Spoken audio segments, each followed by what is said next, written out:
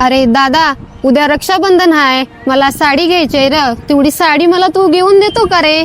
अगं आखे, आपली परिस्थिती बी नाही. दादा आईच्या गोळ्याला पैसे बी लागते ते आपल्याला. आपण रक्षाबंधनला न घेता तुला मी भाऊबीजेला साडी घेतली तरी चालायची नाही का ग? नाही दादा, मला उद्या रक्षाबंधनच आहे, मला उद्याच पाहिजे ती साडी. चल बघूया तर साडी.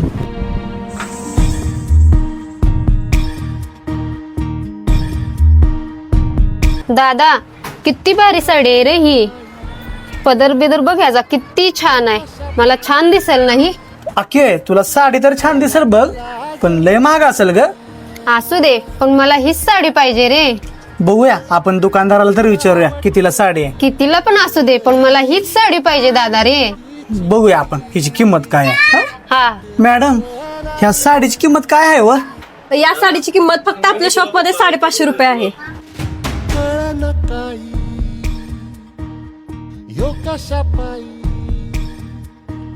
मॅडम, माझ्या बहिणीला तर साडी लय आवडली तुमच्यातली, पण बहिणीला साडी घ्यायला माझ्याकडे पैसे नाही. तर तुमच्याकडे काय काम मिळेल का हो मला? हो, काम तर आहे, पण तुम्ही काय काम करू शकता? तुम्ही जी काय लावाल ती काम मी करायला तयार आहे बघा. ठीक आहे, कधीपासून येता कामाला? मॅडम, मी आतापासूनच कामाला यायला तयार आहे बघा. आणि जे तुम्ही लावाल का नाही काम, ते मी काम करीन.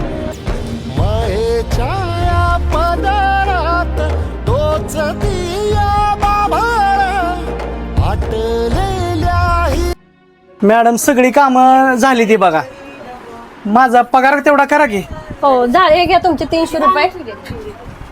हे घ्या 300 रुपये तुमचे. साडी तर आहे 550ला, हे 300 आणि ते 50 रुपये, 350 झाले.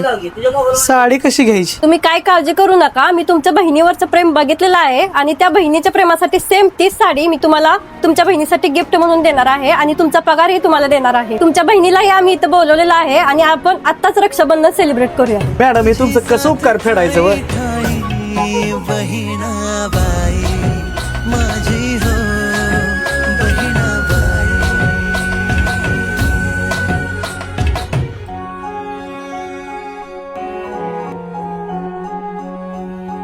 आखे बघ, दादा, हीच ती साडी आणली तू? मी नाही दिली, मॅडमने दिलं तुला. हा श्रीमंत असो किंवा गरीब, तो त्याच्या परिस्थितीनुसार बहिणीसाठी काहीतरी घेण्याचा प्रयत्न करत असतो. गिफ्टची किंमत किती आहे त्यापेक्षा भाऊ तो किती प्रेमाने घेतो हे महत्वाचं असतं. सर्व भाऊ बहिणीस SK उद्योग समूहाकडून सर्वांना रक्षाबंधनच्या हार्दिक शुभेच्छा.